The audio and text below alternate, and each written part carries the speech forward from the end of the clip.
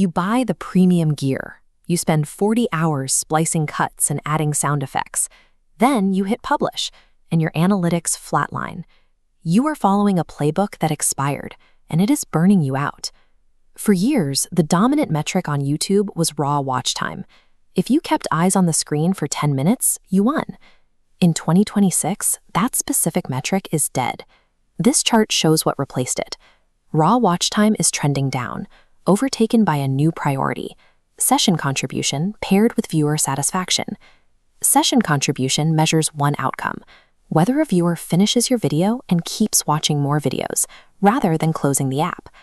Trying to force viewers to stay by throwing a $400 microphone and week-long editing binges at them yields zero return on investment.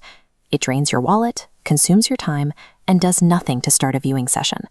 We use a creator's ledger to map your efforts objectively. Cost and time on the bottom axis, algorithmic growth on the side.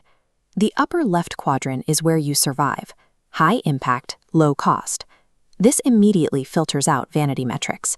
You have finite resources. Blindly copying the production values of massive channels will bankrupt you. Success requires restricting your time and money strictly to the inputs that actually register with the algorithm. Let's audit the standard advice. Industry blogs constantly tell beginners they need a $400 XLR studio microphone setup to be taken seriously. That premium gear will give your voice a rich, broadcast-quality resonance. It will also drain your entire startup budget, and the algorithm awards 0 points for resonance. Compare that to a simple sub-$100 USB or dynamic microphone. A basic budget microphone clears the only hurdle that matters: baseline clarity. Clear audio prevents the viewer from immediately clicking away because of harsh echoes or static. Audio quality beyond clear does not increase session contribution. That extra $300 buys you nothing in the recommendation system. Keep the cash in your pocket. The highest return on your time happens before you touch a camera. Writing and structuring your script drastically outweighs time spent in post-production.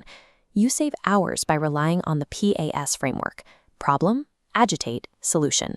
You introduce an issue, make the pain of ignoring it obvious, and deliver the fix. PAS forces a rigid outline. It strips away your ability to ramble on camera and kills the urge to just hit record and figure it out later. That rigid script structure sets up the most powerful retention tool available: the hook-deliver cycle. You pair every resolution in your video with an immediate new question. When you deliver a payoff, your very next sentence hooks them for the upcoming segment. Elite creators rely on this exactly. Look at how Mr. Beast structures challenges.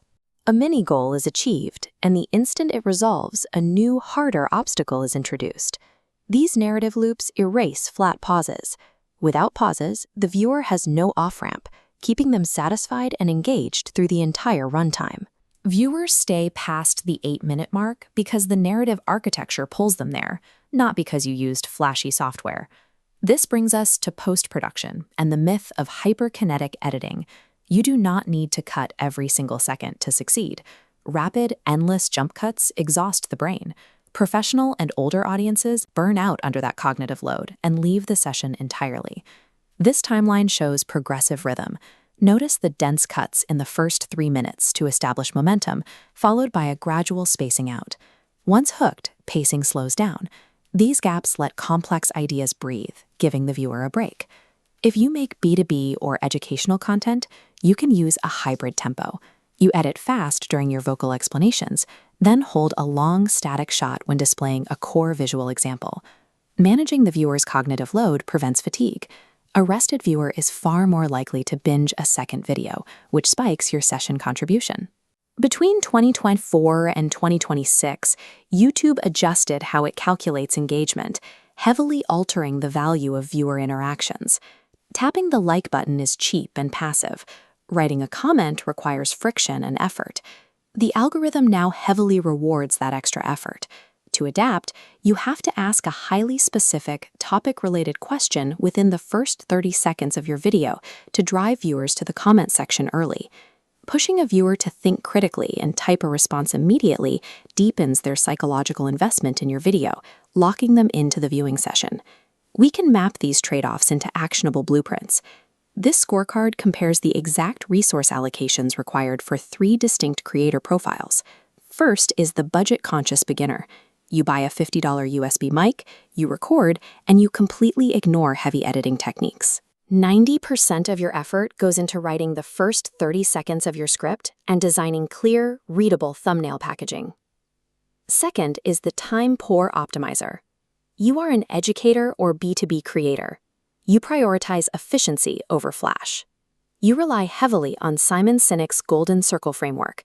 Structuring your script around why, how, and what articulates your purpose cleanly and cuts your writing time in half.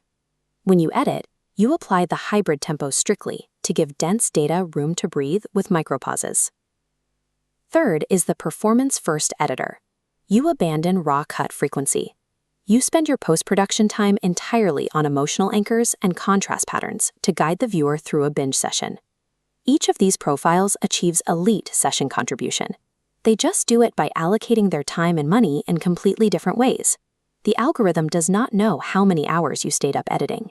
It does not care how much you spent on your microphone or your lens. It only measures what the viewer decides to do the moment your video ends. Audit your ledger. Restrict your finite resources to the inputs that purchase viewer satisfaction, and confidently drop the rest.